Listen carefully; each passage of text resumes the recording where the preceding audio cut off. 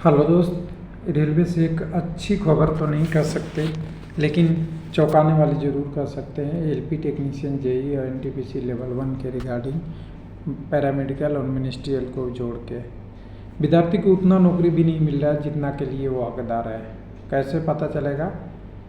जो चीज़ें से होती है रेलवे में पोस्ट कैसे मिलता है, तो एक तो आपका रिटायरमेंट जो हुए उसके बदले मिलता है, और दूसरा होता है पोस्ट क्रिएशन। जब सिस्टम बढ़ती है तो ज़्यादा आदमी की ज़रूरत पड़ती है, तो पोस्ट क्रिएशन तो हो ही नहीं रहा है और इसके लिए तो कोई फोर्स भी नहीं कर रहा है। पता नहीं प्राइवेट से मैनेज होगा, जैसे होगा, गवर्नमेंट का काम है। लेकिन जो पोस्ट क्रिएटेड है और बहुत सारे रिटायर हो जा रहे हैं, उसको भी नहीं भर रहा है रेलवे। ये एग्जाम्पल से नहीं, उन्हीं के जवाब, रेलवे के जवाब से दिखाएंगे कि 2019 से लेके अभी तक करीब 2,47,000 लोग रिटायर हो गए, 2,27,886 रिटायर हो गए, और भर्ती इतने दिनों में इतनी नहीं आई है। हालांकि आपका लेवल 1 और एनटीपीसी 2019 का देखेंगे तो वो पिछला वैकेंसी के इंक्लूड करके था। तो डाटा पे ले चलेंगे तो आप समझिएगा कि कैसे आपके साथ चीटिंग हो रही है। ऑफिशियल डाटा बात करेंगे, कोई नहीं बात करेंगे, इधर उधर की बात नहीं करेंगे। तो ये हमारे पास डाटा है आपका, जो राज्यसभा में सरकार से क्वेश्चन पूछा गया था कि 31/3/2023 का, और आपको सबको पता होना चाहिए कि 2019 के बाद वैकेंसी जो भी आई है 2024 में आई है। तो 2000 वैकेंसी 24 का करने के तुलना वहाँ पे हम यहाँ रिटायरमेंट का डाटा ले लेंगे। पोस्ट क्रिएशन की बात ही नहीं हो रही है। न्यू रिक्वायरमेंट जो हो रहा है उसकी तो छोड़िए, यहाँ पे पहले रिटायरमेंट वाला डाटा देख लीजिए। 19 से 20 में करीब 50,000 लोग रिटायर हुए, 20 से 21 में 46,000 और 21-22 में 44,400 से। अब यहाँ हम प्रोजेक्टेड कर सकते हैं कि 43,000 22-23 में भी, और 43,000 लगभग आपके किस में 23-24 में रिटायर कर गए होंगे। और ये डाटा जोड़िएगा तो ये होता है 2,27,886, जो हम आपको थंबनेल में दिखा रहे हैं।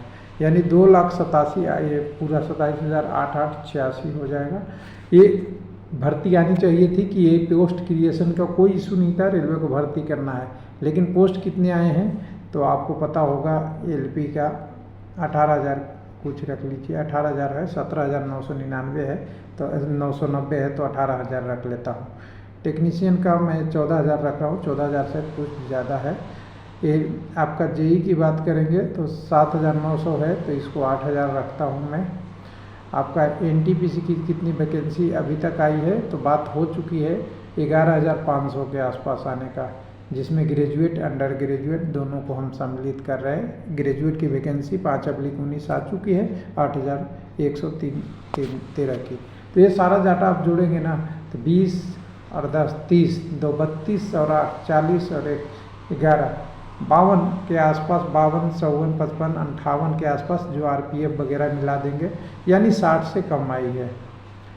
और एक साल में करीब पोस्ट जो आपकी खाली हो रही है रिटायरमेंट का, वो 50 हो रहा है। और वैकेंसी आई है 5 साल में, तो यहाँ पे आपके साथ तो सही नहीं हुआ ना। रिटायरमेंट वाला पोस्ट तो देनी चाहिए पीछे वाले लोगों को।